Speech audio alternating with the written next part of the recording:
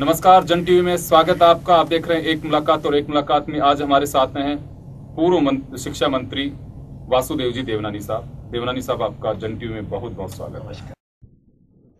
देवनानी साहब, शिक्षा से आप खुद स्वयं जुड़े हुए हैं और शिक्षा राज्य मंत्री भी रहे पिछली सरकार में। आप एक शिक्षक, उसके बाद राजनीति, तो ये जो सफर रहा आपका शिक्षा से राजनीति का, उसमें आने के बाद कैसा लगा और आपने क्यों चूज किया इसे? निश्चित रूप से जब मैं विद्यार्थी था तो विचार करता था कि मैं शिक्षक बन करके कुछ परिवर्तन लाऊंगा। उसके बाद शिक्षक बना। शिक्षक बनने के बाद लगा कि मुझे प्रिंसिपल जो है बन करके कुछ कॉलेज में परिवर्तन ला सकता हूँ। फिर प्रिंसिपल भी रहा, लेकिन राजनीति में आने के प्रारंभ में तो लगा कि हम कुछ इसके द्वारा बहुत कुछ परिवर्तन कर सकते हैं, लेकिन आने के बाद कुछ सुखद और कुछ कटु दोनों प्रकार के अनुभव। शिक्षक को आज भी हमारी भारतीय संस्कृति में गुरु के रूप में ही देखा जाता है, और गुरु ही होता है, वो चाहे प्राथमिक स्कूल का हो या फिर चाहे वाइस चांसलर हो किसी यूनिवर्सिटी के। गुरुजी प्रणाम के नाम से ये हमारे यहाँ एक परंपरा रही है। वो एक स्वाभिमान भी होता है गुरुओं का, और उनके प्रति सम्मान भी होता है। लेकिन राजनीति की जो आज स्थिति आप स्वयं देखे हुए, आप तो बहुत नज़दीक से दोनों चीज़ों को आपने देखा है। पॉलिटिशियंस के प्रति आम जन की क्या अवधारणा बनती जा रही है, तो वो कॉम्बिनेशन कैसे आपने बैठाया?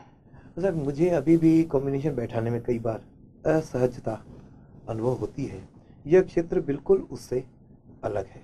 यहाँ पर भी जब मैं विधायक बन करके आया, मैंने सोचा था कि विधानसभा के अंदर बहुत सारी चर्चाएं होंगी जिसे मैं कंट्रीब्यूट करूँगा, लेकिन मुझे विधानसभा में आने के बाद लगा कि वह जो डिस्कशंस का एक मंच होना चाहिए, उसकी तुलना में काम केवल पूरा करना।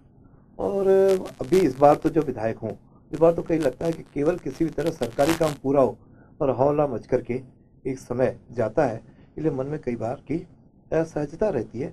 लेकिन राजनीतिक क्षेत्र भी ऐसा है कि जिसके द्वारा व्यक्ति बहुत कुछ कर सकता है। ये ठीक है, उसके लिए वातावरण का निर्माण करना, परिस्थितियों का होना कई प्रकार के रहते हैं, लेकिन फिर भी इस क्षेत्र को अछूता नहीं छोड़ सकते कि क्षेत्र के माध्यम से व्यक्ति कुछ नहीं कर सकता। शिक्षा के क्षेत्र में उसकी सीमाएँ हैं। अच्छा पढ़ाएगा, अच्छा लिखाएगा, अच्छा संपर्क करते हुए अपने व्यवहार से विद्यार्थी के मन में एक अच्छे संस्कार रखेगा, अच्छा नागरिक बनने की प्रयास करेगा। यहाँ आने के बाद आप नीति निर्धारक बनते हो। नीति निर्धारक करके शिक्षा में किस प्रकार का परिवर्तन होना चाहिए। जब मैं शिक्षक था तो मन में आता था कि राजस्थान के अंदर या देश भर के अंदर शिक्षा के साथ हमेशा केवल एक्सपेरिमेंट होते हैं। कभी 8+2, कभी 8+3, तो कभी 10+2। आखिर शिक्षा जो है क्या केवल एक एक्सपेरिमेंट होगा या एक सिस्टमेटिक हमारे कुछ मूल भाव होंगे जिसके आधार पर शिक्षा में परिवर्तन लाया जा सकता है। इसलिए कई बार मुझे कहते थे कि आप शिक्षा में क्या परिवर्तन लाना चाह रहे हो, तो मैंने 2 वाक्यों में कहा था उस समय कि आज जो पढ़ा रहे हैं क से कबूतर, ख से खरगोश और ग से गधा, ये मैं नहीं पढ़ाऊंगा। क्यों? मेरे विद्यार्थी को मैं कबूतर या गधा का प्रेरणा की तुलना में मैं पढ़ाऊंगा क से कंप्यूटर, ख से खगोल और ग से गणेश, जिसमें संस्कृति भी होगी, तकनीक भी होगी और साथ में आधुनिक टेक्नोलॉजी भी होगी। इसी तरह जब ABC की बात आई तो मैं हमेशा कहता था कि आजकल पढ़ाया जा रहा है A for apple, B for bat, C for cat, तो इसकी तुलना में आप पढ़ाओ A for Anant, B for Bharat और C फॉर कंप्यूटर। यदि इस तरह की शिक्षा लाने का मैंने प्रयत्न किया। जी, लेकिन सब आप देख रहे होंगे काफ़ी लंबे समय से एक चीज़ चल रही है। आपने कहा कि प्रयोग नहीं होना चाहिए। प्रायोगिक तौर पे भी हम देखें तो जब गवर्नमेंट बदल जाती है, पिछले कुछ सालों से इस तरह की स्थितियां बनी, पाठ्यक्रम भी बदल जाता है, तो कहीं ना कहीं उसमें ये भी आरोप लगते हैं कि विचारधारा थोपी जा रही है। तो ये क्योंकि आज जो स्टूडेंट है, आज पढ़ रहा है, उसके बहन, उसके ब्रदर, एल्डर्स जो भी थे, उन्होंने क्या पढ़ा, आज वो कुछ पढ़ रहा है, तो ये एक स्टूडेंट्स में भी डिबेट हो जाती है कि नहीं मैंने तो ये पढ़ा था, नहीं वो पढ़ा था। पहले आपने देखा होगा, आपने भी पढ़ाई की, हम लोगों ने भी की, हमारे बीच की जो पीढ़ी है उसने भी की। एक वर्षों तक एक पाठ्यक्रम चलता था, इसमें इतिहास, राजनीति, आंदोलन में स्वाधीनता के किस तरह से रहे, किसकी क्या भूमिका रही, बड़ी बारीकी से बताया जाता था, या हमारा जो भी सामाजिक सौहार्द किस तरह से बने, सारी चीजें एक मिसाल के रूप में दी जाती। लेकिन आजकल पाठ्यक्रम में बहुत अंतर किया जा रहा, तो आप इसे किस दृष्टि से देखते हैं? मेरी इसमें मान्यता है कि शिक्षा को राजनीति से दूर रख करके, अलग हट करके निर्णय करने चाहिए। मूल रूप से शिक्षा हम क्यों प्राप्त करते हैं, मूल उसका उद्देश्य क्या है? निश्चित रूप से हम एक अच्छे नागरिक तैयार करना चाहते हैं जो देशभक्त बने और साथ में अपने जो पुराना इतिहास है उसके प्रति गौरव की अनुभूति करें। इस आधार पर यदि हम पाठ्यक्रमों की रचना करेंगे तो मैं समझता हूँ कि राजनीति नहीं आएगी, लेकिन राजनीति आ रही है, इसको मैं नकारता नहीं हूँ। इसलिए मैंने अपने समय भी प्रयास किया और वर्तमान शासन में भी मैं तो उनसे ये अपील करता हूँ कि शिक्षा क्षेत्र को राजनीति से दूर रखे। सरस्वती के मंदिर हैं, इसमें राजनीति को जूतों के रूप में बाहर छोड़ करके अंदर आकर के हम देश के लिए अच्छे नागरिक कैसे तैयार करें, उस आधार पर पाठ्यक्रमों का निर्माण किया जाना चाहिए। आज जैसे वीर सावरकर का पाठ है, अब कोई भी आकर के है कि साहब ये तो इसके कारण से जो है आप भगवाकरण कर रहे हो, तो मैं तो कई बार कहता हूँ आखिर भगवाकरण क्या है? भगवा का अर्थ है त्याग और समर्पण। यदि इसको हम भारत में नहीं सिखाएंगे तो क्या विदेशों में जाके सिखाएंगे? लेकिन इस प्रकार की राजनीति से ऊपर उठकर आप जवाहरलाल नेहरू भी पढ़ो, आप महात्मा गांधी को भी पढ़ो, क्योंकि महात्मा गांधी का भी जीवन इस देश के लिए रहा है। उसी तरह स्वामी विवेकानंद को पढ़ो, वीर सावरकर का पढ़ो, नेताजी सुभाष चंद्र बोस को पढ़ो, झांसी की रानी पढ़ो। तो इस प्रकार के संस्कार जिसके आधार पे जो छोटा नन्हा मुन्ना मेरा बालक है, इसके मन में एक देश के प्रति कुछ कर गुजरने का भाव हो। और जिस प्रकार अपने पूर्व राष्ट्रपति थे अब्दुल कलाम जी, वो जिस प्रकार कहते हैं अच्छे स्वप्न देखो और देश के लिए कुछ करो, इस प्रकार के शिक्षा नीति बननी चाहिए। और हमने प्रयत्न भी कुछ किया, लेकिन इसमें मुझे भी मन में कई बार पीड़ा होती है कि जब सरकार बदलती है उस आधार पे पाठ्यक्रमों को तुरंत बदला जाता है। जो नहीं बदला जाना चाहिए उसमें सुधार करते जाओ, उसमें कुछ चीज़ जोड़ते जाओ। लेकिन जोड़ने की तुलना में पिछली सरकार ने ऐसा किया, इसलिए दीनदयाल उपाध्याय को हटा दो, इसलिए श्यामा प्रसाद मुखर्जी को हटा दो। ये हटाने की तुलना में हर जितना भी महापुरुष रहे उनके जीवन के कुछ ना कुछ अच्छे बातें रही हैं, उनको हमको पढ़ाना चाहिए। आज़ादी का इतिहास पढ़ाना चाहिए और देश में एकता और अखंडता के साथ साथ गरीब लोगों के प्रति संवेदनशीलता जगे और सर्वधर्म सद्भाव का भाव जगे। ये कुछ कॉमन गोल्स लेकर के पाठ्यक्रमों का निर्माण करेंगे और उसको पढ़ाएंगे तो मुझे समझता हूँ कोई दिक्कत नहीं है। जी नहीं, लेकिन ये प्रायोगिक तौर पे जो कि अभी भी आप देख रहे हैं लगातार बात उठती है, और अब तो स्थितियां ये भी बन गई हैं कि आप देखिए कि आरपीएससी के एग्जाम की भी अगर हम बात करें तो कई बार इसकी त्रुटिपूर्ण उसके आंसर जो की है उसी में बहुत सारी त्रुटियां हैं। अभी भी कई बार कोर्ट की फटकार के बाद भी अभी जो एग्जाम जैसे जब से जो एग्जाम हो रहे हैं कुछ वक्त से हम बात करें साल 1.5 साल से, हर परीक्षा में कहीं ना कोई खामियां क्वेश्चन पेपर्स में रही हैं। इसके पीछे मुझे जो कारण ध्यान आता है वह लगता है जब इनके उच्च पदों पर हम नियुक्तियां करते हैं उस समय हम राजनीतिक नियुक्तियां करते हैं जी, जबकि इस प्रकार के कुछ पद होने चाहिए जिसमें आरपीएससी भी एक संवैधानिक पद है। जी जी, चाहे माध्यमिक शिक्षा बोर्ड के चेयरमैन का पद है, इसको राजनीतिज्ञों की तुलना में हम उस क्षेत्र के विशेषज्ञों योग्यता के आधार पर नियुक्त करेंगे तो इस प्रकार की समस्याएं कम आएंगी। आरपीएससी राजस्थान का एक बहुत बड़ा संवैधानिक संस्था तो है ही, लेकिन राजस्थान देश भर में एक सिरमौर रहा। बिल्कुल। लेकिन पिछले 3-4 वर्षों में इस प्रकार की बातें आने लगी। जो आप कह रहे हैं वो ठीक है, इसके कारण से हमारा सर कई बार हमको सोचने के लिए मजबूर करता है कि आखिर हो क्या रहा है। कई बार कोर्ट केस हो रहे हैं और कई बार कुंजियां परिवर्तन हो रहे हैं, प्रश्न इस प्रकार के आ रहे हैं। मैं समझता हूँ कि काफ़ी पीड़ादायक बात है, इसको ठीक किया जाना चाहिए। उसी तरह माध्यमिक शिक्षा बोर्ड है, माध्यमिक शिक्षा बोर्ड देश के गिने चुने बोर्डों में से एक होता था, लेकिन पिछले दिनों जिस प्रकार के वहाँ का कार्यशैली रही है उस आधार पे इस बात को भी ठेस लगी है। इसलिए मैं चाहूँगा कि इस प्रकार की जो नियुक्तियाँ हैं उसमें एक तय होकर रहना चाहिए कि हम इसमें विशेषज्ञों योग्यता प्राप्त व्यक्तियों को तय करेंगे, इसको राजनीति से हम अलग रखेंगे तो इस प्रकार की समस्याएं आगे से नहीं आएंगी। आपका जो कार्यकाल रहा, शिक्षा राज्य मंत्री रहे, टेक्निकल एजुकेशन भी आपके पास में थी, और अभी अगर हम वर्तमान की शिक्षा की स्थिति की बात करें तो कंपेयर अगर करें, तुलनात्मक स्थिति हम देखें तो आपका क्या कहना है इसमें? 4 साल बीत जाने के बाद भी सरकार ये घोषणा करी कि 41,000 पदों को हमने भरा है, लेकिन वास्तव में मेरे पास जो आंकड़े हैं लगभग 10,000 समथिंग या 11,000 के आसपास पद भरे हैं।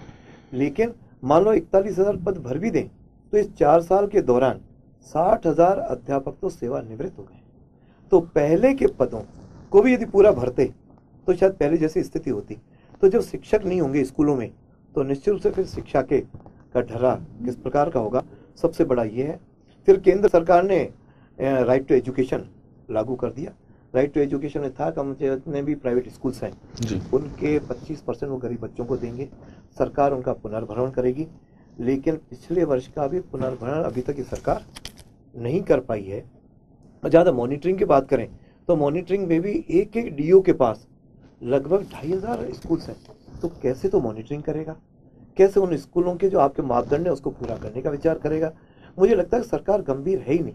किसी भी वेलफेयर सरकार के लिए पहला काम होना चाहिए शिक्षा के दृष्टि से कि स्कूलों में अध्यापकों, हमने लगभग 1 लाख से अधिक अध्यापकों को हमने नियुक्तियां दी, इन्हें हमने पूरी कर दी। उसका कुछ और थे। फिर धीरे धीरे वर्तमान सरकार का कहना है सबको लोग कोर्ट चले जाते हैं, तो आप इस प्रकार की पद्धति क्यों अपनाते हो कि कोर्ट में लोगों को जाना पड़े।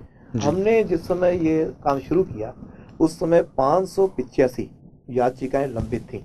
हमने सबका निस्तारण करके आरपीएससी से इसको भरने का निर्णय लिया, लेकिन वो आरपीएससी की तुलना में वर्तमान सरकार ने इसको जिला परिषदों के माध्यम से भरना शुरू किया और उसमें जगह जगह कभी किस जिले में रिट लग गई, कभी किस जिले में लग गई।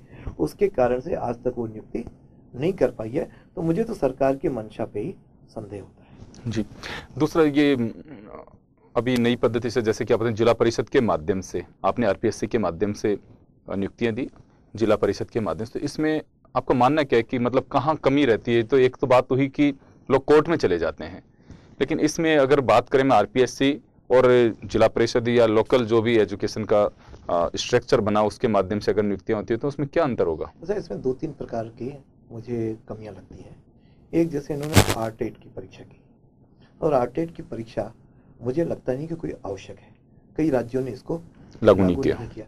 क्यों? पहले ही बालक बीएड करता है तो कंपटीशन में बैठता है, बिल्कुल। बीएड के बाद बीएड कर लेता है, उसके बाद टीचर के लिए फिर वो आरपीएससी का भी एग्जाम देता है, दूसरे कई प्रकार के एग्जाम देकर 2-3 एग्जाम हो जाते हैं। इतने तो शायद आरएस को भी नहीं करने पड़ते हैं। उसमें आप आरटेट लेते हैं और आरटेट में भी मुझे लगा कि वर्तमान में उनके बेरोजगारों को एक कमाई का स्रोत वर्तमान माध्यमिक शिक्षा बोर्ड ने बना रखा है कि माध्यमिक शिक्षा बोर्ड ही उसकी एजेंसी है।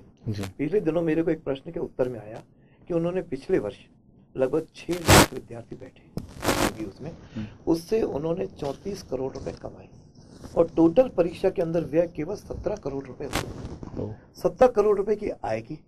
इस प्रकार के स्कूल की मान्यताओं के आधार पर आपने करोड़ों की आय की, तो क्या बोर्ड केवल इन गरीब लोगों को लूटने में लगा हो? आप फीस क्यों नहीं आधी कर देते यदि आपके खर्चे नहीं होते तो इस प्रकार का आरटेट की परीक्षा हुई। फिर आरटेट की परीक्षा लेने के बाद जब आप नियुक्तियां देते हो तो कभी तो आप कहते हो 55% पे कर देंगे, कभी कहते हैं 60% पे करें, कभी किसको सरकार जो है कि दबाव आता है या कोई नियम बनाती है आप रियायत दे देते हो। फिर वो कोर्ट में जाता है, साहब ये रियायत के हकदार नहीं है, तो अब कोर्ट में लोग जो है फिर कहीं ना कहीं उसकी नियुक्तियां रुक जाती हैं। आरपीएससी में शुद्ध एक पारदर्शी थी। आरपीएससी संवैधानिक संस्था है, वह परीक्षा करवाती थी। परीक्षा करवाने को होना ये चाहिए था, परीक्षा करवाने के बाद जब नियुक्तियों का आए, नियुक्तियां जिला परिषद करें कि उनको पता है कि इस पंचायत में कितने पद खाली हैं, तो वह एग्जाम तो आरपीएससी से करें और नियुक्तियां जिला परिषद करें। यदि सारा काम जिला परिषद करेंगे तो निश्चित रूप से सारे जिलों में एक साथ योग्यताओं में अंतर आएगा, फिर पारदर्शिता नहीं रहेगी, फिर भाई भतीजावाद की संभावनाएं बढ़ेंगी। प्रश्न पत्र आउट होने के, जैसे अभी मेड़ता में बताया कि प्रश्न पत्र आउट हो गया, इस प्रकार प्रश्न पत्र आउट होने के भी चांसेस बढ़ जाते हैं और इस प्रकार भाई भतीजावाद और पक्षपात के निश्चित रूप से संभावनाएं बढ़ती हैं। तो इस प्रकार का आप काम ही क्यों करो? आरपीएस ऐसा कमी क्या थी? कहा हम पंचायत राज को देना चाहिए, पंचायत राज को नियुक्तियों का दो ना, लेकिन परीक्षा और योग्यता निर्धारण करने में तो आपको आरपीएससी करनी चाहिए। हमने मांग भी की थी, लेकिन वर्तमान सरकार ने उसको अनसुना कर दिया, जिसके परिणाम सामने है। जी, तो आप सुन रहे हैं वासुदेव जी देवनानी साहब को, जो अभी वर्तमान में विधायक हैं और पूर्व मंत्री हैं, शिक्षा के क्षेत्र से जुड़े रहे और शिक्षा के बारे में काफ़ी नॉलेज, बारीकी से नॉलेज रखते हैं, प्रिंसिपल रहे हैं पॉलिटेक्निक कॉलेज के। इनके साथ बातचीत का दौर जारी रहेगा, लेकिन फिलहाल वक्त हो चला एक ब्रेक का, यहाँ लेंगे छोटा सा ब्रेक।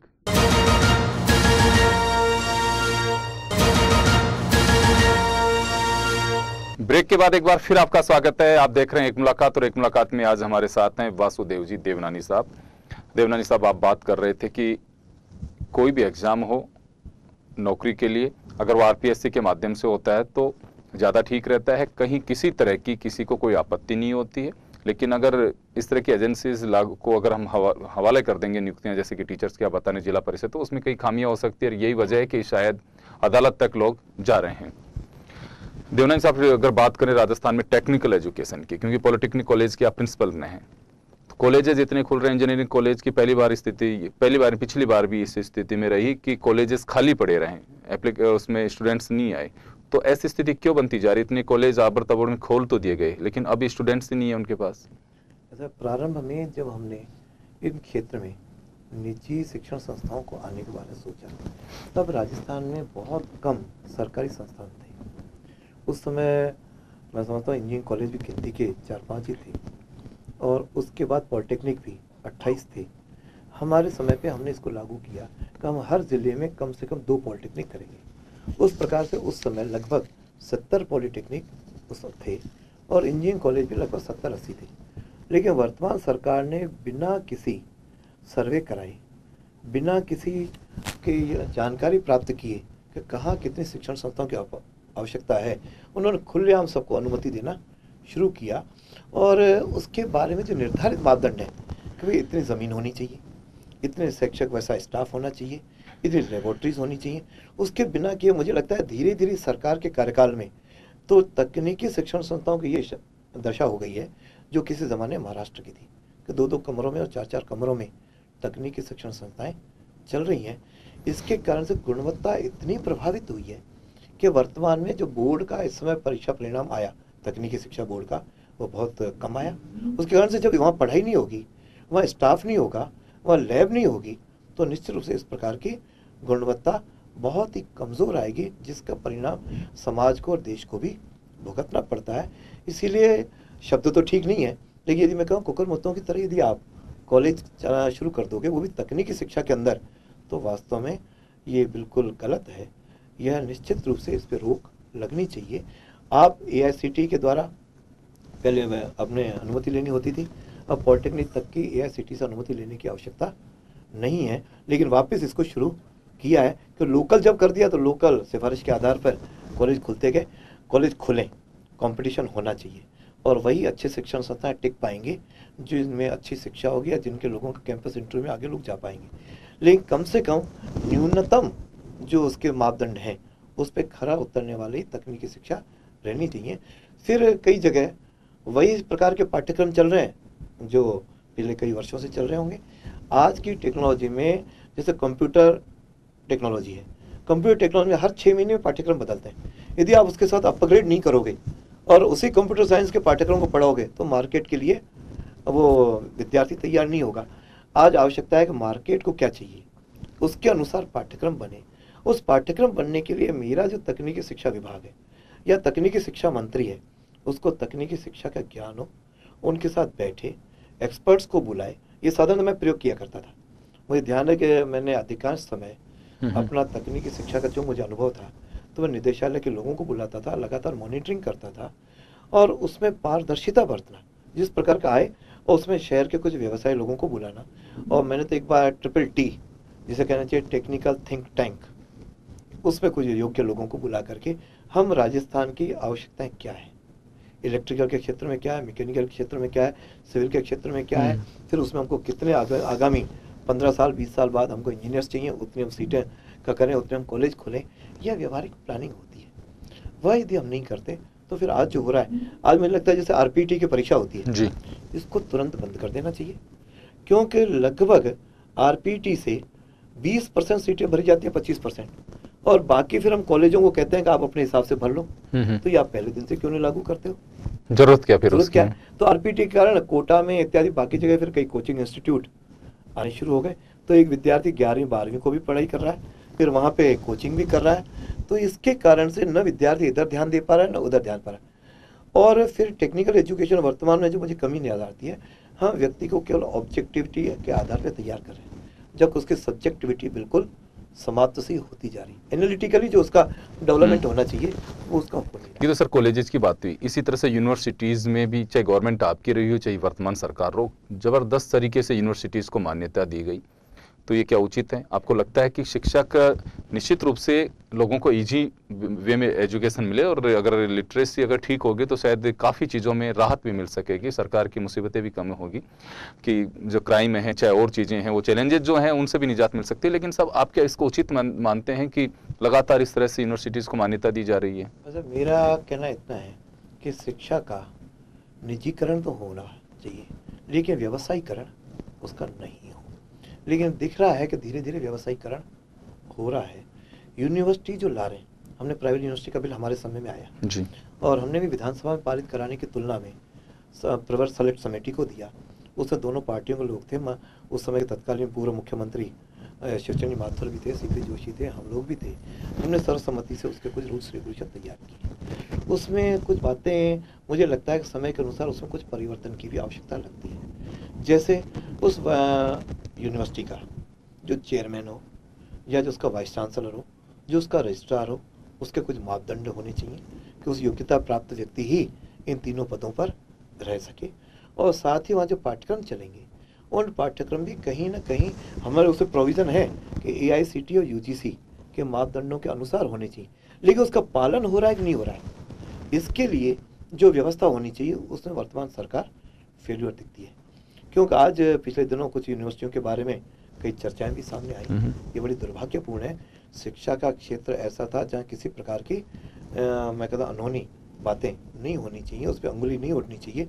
लेकिन आज जब अंगुली तब उठती है या तो उसमें व्यवसायीकरण शुरू हो जाता है, या फिर अपने मापदंडों के आधार पे वह कमज़ोर साबित होता है, या उसके पे एक ही परिवार का उस पर कब्जा रहता है, तो वो पारिवारिक ही एक प्रकार का शिक्षण संस्था चल जाती है, तब ये परेशानियाँ खड़ी हो जाती हैं। विस्तार की आवश्यकता तो है, क्यों उस समय राजस्थान में लगभग सरकारी 13-14 विश्वविद्यालय हाँ। और आज यदि राजस्थान में मैं विदेशों की भी मैंने अध्ययन किया था, अन्य राज्यों का भी अध्ययन किया, निश्चित रूप से राजस्थान में 50 विश्वविद्यालय की आवश्यकता है। देखिए, सरकार के 4 साल पूरे हो रहे हैं, वर्तमान सरकार के। इन 4 साल की हम बात करें तो आप सरकार को कितने मार्क्स देते हैं? आपने प्रश्न बड़ा ऐसा पूछा कि टीचर से पूछ लिया हो। तो मैं कहता हूँ सरकार को मैं 3 नंबर से ज़्यादा 10 में से। 10 में से। तो सरकार आपकी दृष्टि में फेल है? सरकार पूरी तरह फेल। किस मायने में फेल मानते हैं आप? यानी मैं 5 फ्रंट फेल मानता हूँ। जैसे law and order, law and order पूरी तरह सरकार फेलियर है। जिस प्रकार से आज आम नागरिक अपने आप को असुरक्षित अनुभव कर रहा है, बहनों की चैनी स्नैचिंग हो रही है, गाड़ियों की चोरी हो रही है, बलात्कार के मुद्दे बढ़ रहे हैं, हत्याओं के मुद्दे खुल नहीं रहे हैं, लगातार क्राइम बढ़ रहा है। और इधर थानों में कई प्रकार की घटनाएं हो गई। मुझे शायद इतना समय नहीं है कि मैं सबका आपको जानकारी दे सकूं। आपको सब पता है, जनता को भी सब पता है। तो कानून व्यवस्था में फेलियर हो गए। शिक्षा के क्षेत्र में पूरी तरह सरकार फेल है। बिजली में यहाँ तक फेलियर हो गई कि सर्दियों में भी बिजली कटौती करनी पड़ रही है। यानी कभी हमने नवंबर दिसंबर में बिजली कटौती नहीं देखी, यहाँ तो 3-3 4-4 घंटे आज ये बिजली कटौती हो रही है। तो बिजली के फ्रंट पे जो मिनिमम आवश्यकता है, जिसके कारण आज उद्योग धंधों को भी 4-4 6-6 घंटे आप बिजली नहीं दे पा रहे हो, इस कारण उद्योग भी पिट रहे हैं। तो आप बिजली के फ्रंट पे फेल हो गए। जहाँ तक पानी की बात है, और नहरों इत्यादि में पानी जो भेजना चाहिए आप नहीं पा रही है। तो भगवान ने इस बार कृपा कर दी कि वर्षा अच्छी हो गई, जिसके कारण से समस्याएं मिनिमाइज पानी की हुई हैं। लेकिन इस फ्रंट पे भी आप फेलियर हो। फिर राजस्थान के अंदर निवेश होना चाहिए, निवेश के पे आप कोई नहीं बना। युवकों को रोजगार का मुद्दा है, किसानों का मुद्दा है। अब युवकों को रोजगार देने पर, जैसे शिक्षा के क्षेत्र में मैंने बताया, बाकी क्षेत्रों में भी कोई नौकरियां ये सरकार देने की घोषणा तो बड़ी की थी, हम प्रतिवर्ष लाखों विद्यार्थियों को रोजगार देंगे। तो युवकों को रोजगार नहीं, किसानों को राहत नहीं, और कानून की व्यवस्था नहीं, बिजली की व्यवस्था नहीं, पानी की व्यवस्था नहीं, और फिर आम जन महंगाई की मार से पूरी तरह त्रस्त है। चाहे उसमें केंद्र की सरकार हो चाहे राजस्थान की सरकार हो, इस समय मैं समझता हूँ पूरी तरह सबसे अधिक यदि समस्या है तो महंगाई की है। आम 2 समय की रोटी भी वो नहीं जुटा पा रहा है। और फिर सबसे बड़ा एक जो मुद्दा जो भ्रष्टाचार का चला है, मैं समझता हूँ कि ये तो केंद्र की बातें तो बहुत आ रही हैं, लेकिन राजस्थान के भी 1 दर्जन मंत्रियों पर खुलेआम भ्रष्टाचार के आरोप हैं, जिनको विधानसभा में समय समय पर उठाते रहे हैं।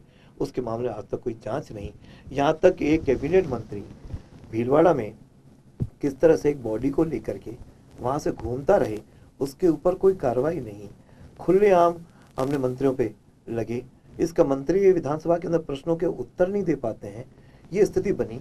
और फिर इन सब बातों से ऊपर उठ करके लोकतंत्र पे आज प्रश्न चिन्ह लग गया है। मेरा ये सवाल है कि आप तो खुद भी सिस्टम में रहे हैं, 4 साल जब किसी भी सरकार के पूरे होते हैं, सपोज आप ही के जो थे पिछली सरकार 4 साल जब पूरे हुए, 5वां साल चुनाव का वक्त का आता है, तो उस दौरान कैसी स्थिति हो जाती है, वो मैं जानना चाहता हूँ। मैं तो इसमें एक ही बात कहना चाहूँगा कि जब ब्यूरोक्रेसी को लगता है कि ये सरकार रिपीट होने वाली है तो वो कोऑपरेट करता है जी, और यदि लगता है कि सरकार जा रही है तो फिर वो कोऑपरेट नहीं करता। जी जी। पिछली बार जब हम लोग सरकार में थे, सबको लग रहा था कि ये सरकार भी आ सकती है जी। इसके कारण से वो हमको कोऑपरेशन का पूरा हमको कोऑपरेशन मिला और हमको उसका कोई अभाव नहीं खटका। लेकिन वर्तमान में ये सब लोग आम जन भी कहने लगा है, ब्यूरोक्रेसी को भी अनुभूति आ रही है और मीडिया भी रोज इन चीज़ों को अनुभव करवा रहा है कि साहब ये सरकार तो जा रही है। तो इस वातावरण से ब्यूरोक्रेसी अप्रभावित नहीं रहती है और उसको भी लग रहा है कि जा रही है, तो निश्चित रूप से मुझे क्रियान्वित होती हुई दिखाई नहीं दे रही है। जी, राजनीति में सब आप आए, आपने बताया भी कि क्यों पहुंचे यहाँ तक। उद्देश्य की हम बात करें, मेरा ये आखिरी सवाल है, आप क्या इच्छा शक्ति रखते हैं कि मेरी ये इच्छा और तमन्ना है कि मैं ये करना चाहता हूँ इसमें रह करके? मुझे राजनीति में रह करके एक तो शुद्धता, जो मेरे जीवन का उद्देश्य है, चूँकि अध्यापक में गया इसलिए, मैं इंजीनियर हूँ बेसिकली, इंजीनियर बन करके मैं बहुत कुछ, लेकिन मैं इंजीनियरिंग की नौकरी भी मैंने कुछ महीने की, वहाँ देखा कि ईमानदारी के साथ काम करना बहुत कठिन है, इसलिए मैं एजुकेशन में आ गया। इसलिए मेरा मन में है कि एक तो राजनीति में शुद्धता रहे ताकि कोई भी उससे राजनीति में काम करने वाले व्यक्ति के ऊपर अंगुली नहीं उठा सके, नंबर एक। नंबर दो, सिस्टम के अंदर हम कुछ परिवर्तन ला सकें। देखो बिजली का बटन तो है नहीं कि ऑन ऑफ कर दो और पूरा परिवर्तन हो जाएगा, एक सतत प्रक्रिया है, लेकिन उसमें कुछ परिवर्तन आए, आदमी जनता के प्रति संवेदनशील बने। यदि मैं जन था तो मैं जन समस्याओं को किस तरह से फील करता था, और आज यदि मैं मंत्री हूँ तो उनके प्रति मेरा क्या व्यवहार होना चाहिए। तो ये दो बातें, ईमानदारी और संवेदनशीलता, और साथ में जो भी आपके पास विभाग है या जो आपके पास एक आवरण है पर्टिकुलर, इन 5 जो जन के साथ जुड़े हुए मुद्दे हैं, जिसमें कानून व्यवस्था है, शिक्षा है, बिजली है, पानी है और सड़क है और विकास है, इनमें निश्चित रूप से परिवर्तन लाने का प्रयत्न होना चाहिए। आम जन का विकास होगा तो ही राजस्थान आगे बढ़ेगा। राजस्थान में कैपेसिटी है, यहाँ के लोग बहुत भले हैं, यहाँ के लोग परिवर्तन के साथ अपने आप को ढालते हैं और विश्वास भी करते हैं। ऐसे हम सब लोग मिलकर के राजस्थान को देश के नंबर पर नंबर 1 राज्य लाएं, ये मेरा एक स्वप्न है। बहुत अच्छी बात है देवनानी साहब कि हर व्यक्ति की इच्छा यही होती है कि उसका राज्य, उसका देश विकास करे, समाज विकास करे, शिक्षा की अलग जगह, ताकि हम अगर ज़्यादा से ज़्यादा पढ़े लिखेंगे तो निश्चित रूप से समाज और देश का भला हो सकेगा। आपने इतना वक्त जन टीवी के साथ में दिया, आप हमारे स्टूडियो पधारे और देवनानी साहब ने दर्शकों के साथ इतनी बातें शेयर की हैं, जो अपनी इनकी एक इच्छा है वो भी है, और उसके अलावा शिक्षा की वर्तमान में क्या स्थिति है, उनके क्या प्रयास रहे हैं, साथ ही सरकार को भी इन्होंने नंबर दे दिए हैं कि सरकार की क्या पोजीशन है। देवनानी साहब, अब एक मुलाकात का वक्त हो चला है विराम देने का, यहाँ हम देंगे विराम और आप हमारे स्टूडियो पर आ रहे हैं, उसके लिए एक बार फिर शुक्रिया। अब दीजिए मुझे भी इजाजत, नमस्कार।